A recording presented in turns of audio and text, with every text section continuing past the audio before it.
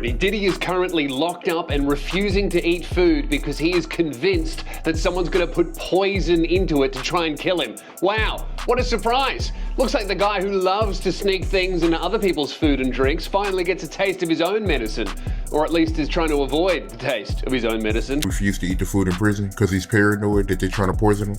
He know they want him. Oh, absolutely. I mean, you know, going from a life where you live in a mansion to going to sit in a jail facility is not something easy to deal with. How's this for iron? Diddy's life behind bars is far from safe because according to the latest reports, someone tried to put something in his food, and apparently the targeted hit is causing major anxiety for Diddy. He's paranoid for his life. But Diddy might have been suspecting this all along, since back when he was first put behind bars, he refused to eat the prison food. Besides, MDC is the toughest prison for any inmate with the highest rate of violence among inmates. And that's exactly why Diddy is applying for bail for the 4th time. After all, he likes being alive. Question is, who's trying to take him out? And will the judge grant him bail this time, given the attempt on his life? Let's find out. So Diddy's life in prison isn't anywhere close to what it was before. And to make it worse, he doesn't have the luxury of simply sitting in a jail cell. Instead, the former music mogul has to worry for his life. According to reports, Diddy has been concerned about his safety in jail. His celebrity status kind of makes him a target behind prison walls. And while the authorities seem to be aware of the dangers of keeping someone like Diddy, along with the rest of the inmates, thankfully for him, they have taken the appropriate steps. If I was his attorney, I would want to make sure that he was being kept in a place where he's safe and not be used as some sort of way that some inmate may want to just move their street credibility, for lack of a better term, by just saying, yeah, I went after P. Diddy because, you know, he wasn't supposed to be doing those things and all that. So it's a very difficult situation when someone that famous and well known in this kind of case is put into general population. Former MDC Brooklyn warden Cameron Lindsay told TMZ that Diddy's placement in the SHU is a precaution to protect him from potential threats inside the facility. She also said inmates could see harming someone as famous as Diddy as a way to gain prestige behind bars, a badge of honor. The combination of his fame and the serious charges he faces makes him a likely target. Unfortunately, the special treatment hasn't brought him any comfort. He has to wake up at 6 a.m. like the rest of his inmates, make his bed, something he probably hasn't done before in his life, along with other chores like cleaning his cell and mopping the floor. And get this, he's only allowed 3 showers a week. He does have access to small comforts like candy, coffee, and clothing items, but fans doubt it makes his days any better. According to Michael Cohen, a former lawyer for President Donald Trump, he's waking up on a steel bed with a one that I can assure you is disgusting. There's no books at the early part, so he is really dealing with a lot right now. And Cohen knows this since he was incarcerated at the prison in 2020.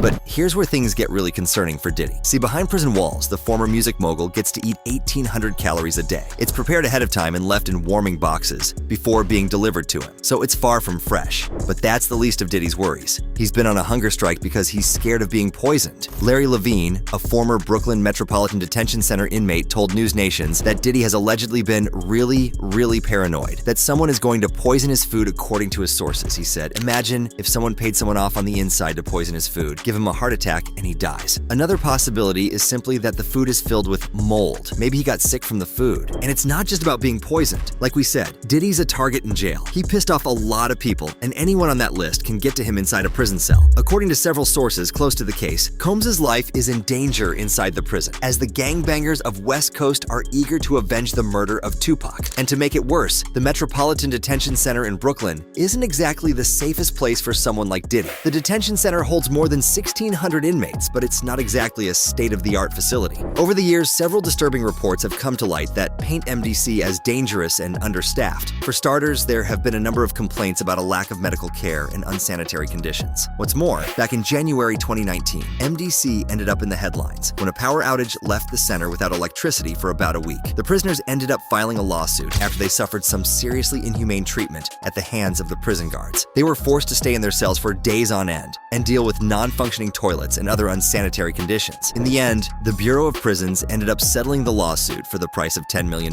However, the dark truth is that no one knows if the conditions inside the prison have changed, but the poor living conditions are the least of Diddy's worries. MDC has one of the highest rates of violence among inmates. According to a prisoner named Eli, one guy was stabbed in the eye with a makeshift knife. And these knives, again, I have never been to jail. This is my first time in jail. But these knives are 6'9" 9 inches long sometimes, homemade with materials from the steel walls. It's very violent. There's stabbings at least a couple times a week. Heck, back in October, an inmate was charged in a murder-for-hire plot that led to the passing of a 28-year-old woman last December outside a New York City nightclub. According to prosecutors, the inmate used a contraband cell phone to orchestrate the plot from behind bars. So yes, anything can happen. What's more, investigators carried out an interagency operation to clean up the troubled New York City federal jail, and they managed to seize illegal substances, homemade weapons, and electronic devices. The raid had nothing to do with Diddy. It was only carried out to ensure the safety and security of staff and inmates at the facility, and was part of a larger safety and security initiative, and not in response to any particular threat or intelligence. And while their efforts are commendable, the point is, it's the Wild West out there. And that's exactly why one woman who lost her husband to violence at a U.S. detention center advised Diddy to not keep to himself and to not trust anybody. During an interview with Us Weekly, Ashley Cordero said, "The prison is disgusting. They have rats running through there and everything. It's disgusting inside. My husband used to sit there and say it was nasty that rats were everywhere. No human being should be living like that at all. No human being should live that way. You're not an animal. You're still a human." She also said, he, Sean Diddy Combs, should try to transfer to a different prison. My husband passed away in there. That prison is no good. Honestly, him getting denied bail, you got to suck it up and be in prison, but try to transfer. That prison is obviously not safe. If so many are complaining, that says something.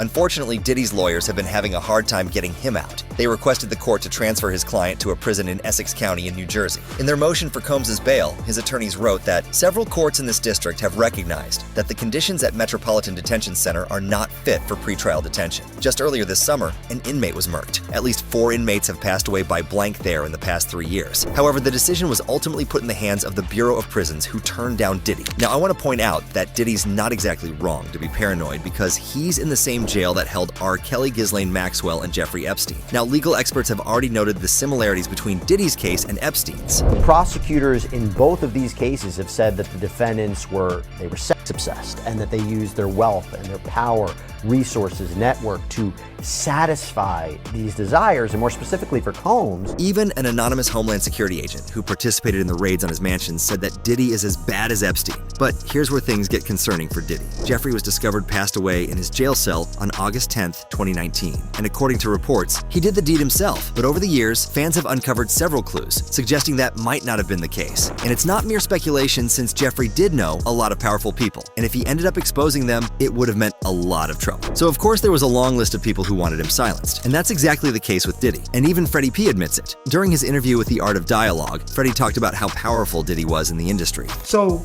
people trying to make it, Diddy's the big dog. Their fans know what they doing. They grabbing the big dog. When you sit at the table and you got this white person, this white person, this white person, this white person, it's gonna be 2 rich white people, and it's gonna be Diddy as their right-hand man, and they probably got another right-hand man over there. That's how I feel the table goes. Now, fans think that Freddie was trying to hint at a deeper narrative at play here, like how when a powerful person like Diddy ends up behind bars, they become easy targets for their enemies. One person commented, "Damn, Freddie said something that went over your heads. Puffy was the bridge for hip-hop and Hollywood. So that makes Puff the biggest gatekeeper on the hip-hop black side. Yeah, they changing the regime, somebody taking Puff's spot, they don't want him there no more." And so life behind bars isn't exactly a walk in the park for Diddy. Heck, he was placed on protection watch during his initial days. I'm wondering if that's why they placed him on suicide watch now, kind of what you were saying, protective coverage, because he is such a high-profile inmate. Do you think that could be part of it? Oh, absolutely. I mean, going from a life where you live in a mansion to going to sit in a jail facility is not something easy to deal with.